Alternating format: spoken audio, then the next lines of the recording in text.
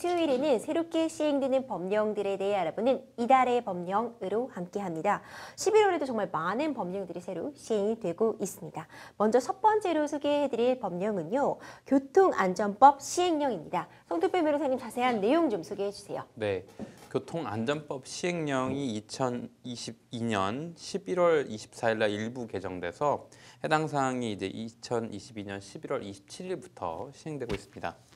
개정 이유 관련해서는 공동주택 단지 내 설치되는 단지 내 도로 교통 안전을 확보하기 위해서 단지 내 도로를 설치하거나 관리하는 자는 단지 내 도로에서의 통행 방법을 정해서 개시하도록 하고 있고요.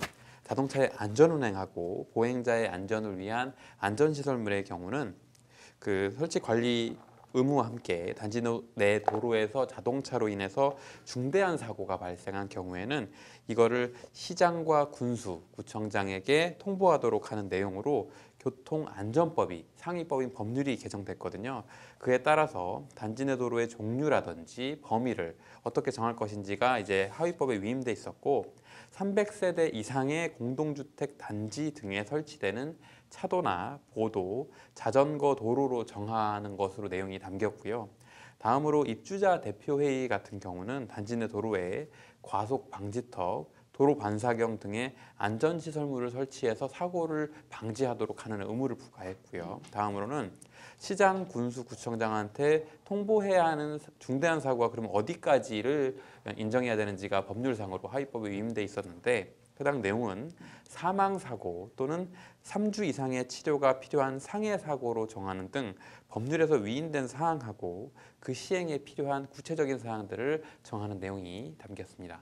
그렇군요. 이제 식품 등의 표시 광고에 관한 법률 시행 규칙도 일부 개정이 돼서 28일부터 시행이 되게 됐는데 어떤 내용인지 이 부분도 좀 짚어주세요, 변호사님. 네.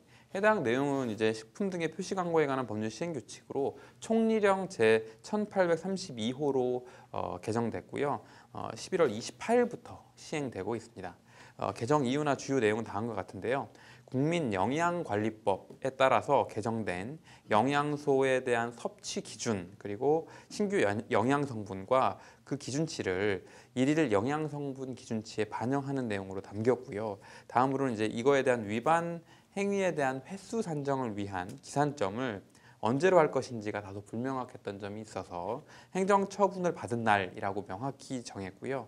다음으로 행정처분을 감경할 수 있는 대상에 대해서는 식품 이력, 추적 관리 등을 등록한 식품으로 명확히 하는 등 현행 제도가 기존에 미비됐던 점으로 인했던 문제점을 해소하고 개선 보완하는 내용으로 해당 내용이 담겼습니다. 그렇군요. 마지막으로 폐기물관리법 시행령도 일부 개정이 됐는데 이 부분도 짚어보겠습니다. 네, 폐기물관리법 시행령은 대통령령 제 33,011호로 개정이 돼서 2022년 11월 29일 날 일부 개정돼서 바로 즉시 시행이 되고 있고요. 해당 개정 이유나 주요 내용은 다음과 같습니다.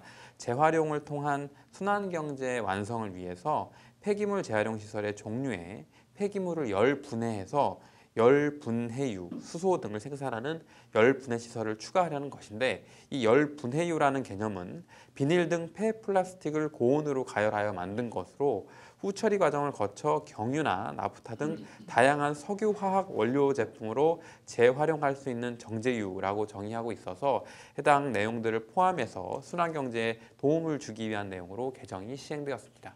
그렇군요. 지금까지 새롭게 시행되는 법령들에 대해 알아보는 이달의 법령으로 함께했습니다.